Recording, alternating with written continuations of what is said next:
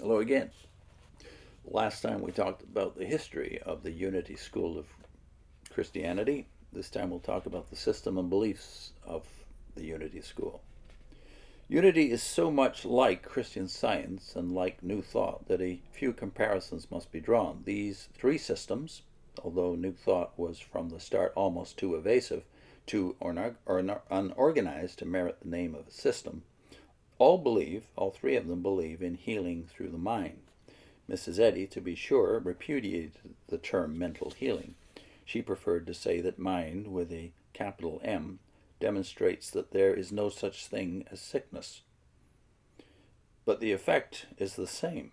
Patterson, New Thoughter, said, quote, Christian Science and the New Thought agree that all life is one, that all intelligence is one, that God is all in all, and they disagree on the following points.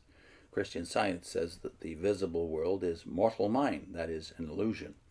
The New Thought declares the visible world to be an expression of God's handiwork. Christian Science asserts that sin, sickness, and death have no existence. The New Thought affirms that they have an existence, but that their existence is only limited, and their destruction comes through right thinking and hence right living. And the Unity literature warns that, quote, many of those not acquainted with the distinctions of metaphysical thought class unity with Christian Science because of a common emphasis on healing. Nevertheless, unity, in nearly all its expositions of truth, is quite distinct from Christian Science.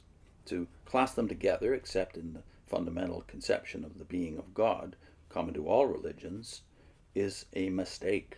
It has also been said that Mr. and Mrs. Fillmore were at one time associated with the Christian Science Church. That is also a mistake. While the Fillmores were not students of Mary Baker Eddy, nor connected with the Christian Science Church in any way, a friendly feeling is always expressed by Unity and its workers toward Christian Science and all other religions. God is no respecter of persons or of sects. We shall have to be quite careful then, lest we fall into error and delusion in identifying these various religions. We maintain, however, that they are as much alike as triplets.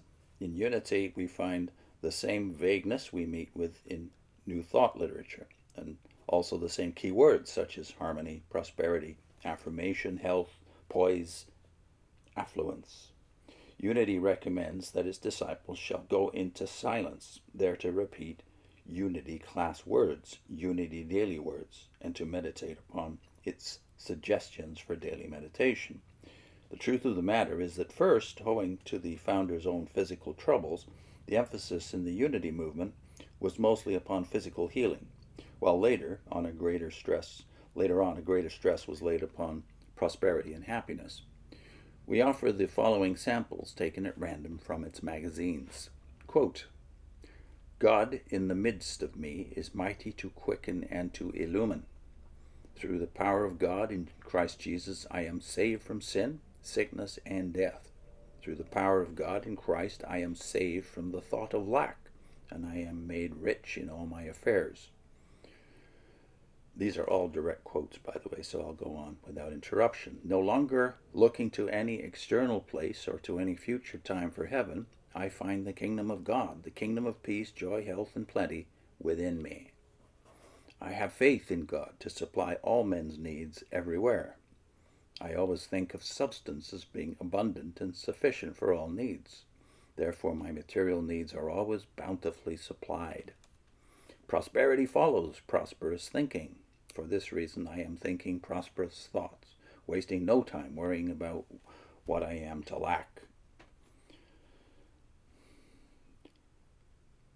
Von Baalen goes on, Marden's chapters on power of the mind, the law of opulence, imagination and health, why grow old, how mind rules the body, thinking brings success, simply abound with almost identical statements as every student of New Thought knows. As to Mrs. Eddy, one only needs to glance at the chapter on physiology in Science and Health to find the parallel words. Quote, science can heal the sick, who are absent from their healers as well as those present, since space is no obstacle to mind. Of death, Mrs. Eddy wrote, quote, sin, disease, and death have no foundation in truth. And again, She wrote, "Death, an illusion." Charles Fillmore has this to say of death: "God is not dead. He does not recognize or countenance death. Neither does man when freed from its delusion. The first step in demonstrating over death is to get the belief entirely out of the mind that it is God ordained, or that it is of force or effect anywhere in the realm of pure being. The next step is to live so harmoniously that the whole consciousness shall be not only resurrected from its belief in death, but also so vivified and energized with the idea of undying life that it cannot dissolve or separate." End of quote. From such quotations, it is easily seen that the common pantheistic paternity of these systems has bequeathed to them many fundamental points of similarity. Could pantheism express itself more alike than in Mrs. Eddy's "What is God?" God is incorporeal, divine, supreme, infinite mind, spirit, soul, principle.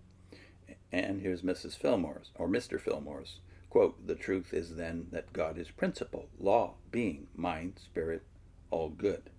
Furthermore, he continues as a good brother to Mrs. Eddy, that is, Fillmore does, quote, "that God is individually formed in consciousness in each of us, and that is known to us as Father when we recognize him within us as our Creator, as our mind, as our life, as our very being."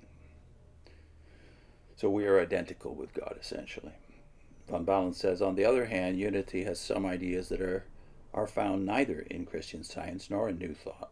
Among these is the doctrine of reincarnation and of regeneration of the body, noteworthy. Death is but a temporary laying down of the body.